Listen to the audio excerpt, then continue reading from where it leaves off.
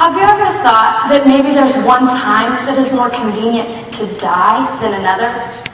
That is such a morbid thought, but became the truth for George Steinbrenner, owner of the New York Yankees, last year.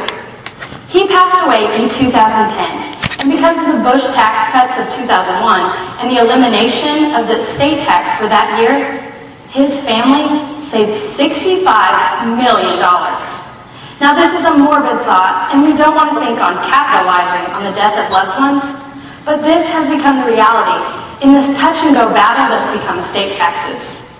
When faced with the question, what are the effects of the estate tax on agriculture, I believe we first must take a look at the legislation on a national level and policies that have been proposed, then the effects on the agriculture industry, and finally what action should be taken. In 2001, part of the Bush tax cuts, the estate tax began to be eliminated. It was decreased over the years to lower interest rates and included a $1 million exemption rate.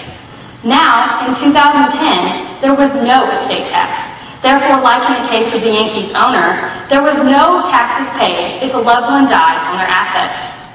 In 2011, on January 1st, because there has been no congressional action, we will see the tax reinstated at year 2000 levels, meaning only $1 million exemption and 55% of all estate-owned taxes paid back to the government. This policy was enacted in 2001, thinking that Congress would take action over the next sessions and years and either create a long-term policy or repeal it overall. No action has been taken, however, and this has left farmers, business owners, and aging Americans wondering what will happen to their property and their estate. The legislation has in fact changed, and we are not sure what the best code of action is at this point. But in the House this year, it was proposed a bill to completely repeal for the long term until another bill would take place, estate taxes in general.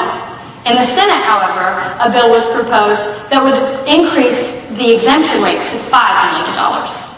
Both of these would be better than the current policy because they would provide consistency, but they still are to be determined. Now that we understand a little more what the policy is and what the estate tax does, let's talk about its negative effects on agriculture. Over 98% of all farming entities in the United States are still in some way family-owned.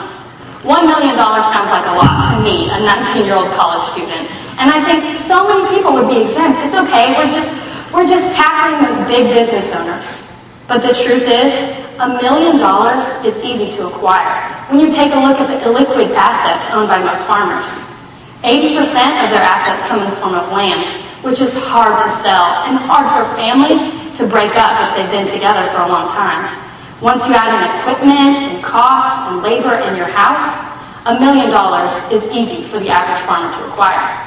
According to the FB News, a little over 1,000 acres of wheat or 260 acres of corn on the average farm would reach that $1 million limit, and then those owners, in the case of a loved one dying, would have to pay these taxes. This, to me, isn't right and would be detrimental to the success of the agricultural industry. Estate taxes have hurt us over the past decades, and this past year we saw a profitable increase due to estate taxes not being in effect. We need to continue this trend and take legislative action. Now that we understand what this estate tax would do, and we've also talked a little bit about the policy, agriculture would be negatively affected. Finally, let's take a look at what action should be taken. Go to fb.org, the Farm Bureau's website, and one of the first things you'll see is a link displaying "Put the Dead Tax to Rest." I believe this is the best course of action. We do not need to have estate taxes for small farm business owners or for Americans in general.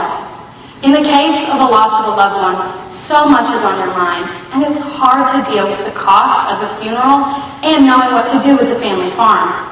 If 55% of that estate could be taxed, you will lose so much in income, and it's such a hard time for family members. Let's not continue this, and let's take legislative action.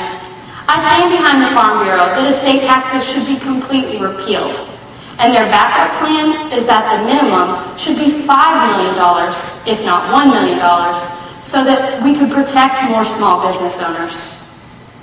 At age 19, I don't pretend to understand every entity of this issue, and I know that this is confusing and creates revenue for our government. But I do believe we shouldn't be penalizing those in our food and fiber system and our small businesses. Let's at least raise the minimum to $5 million to protect more small business owners.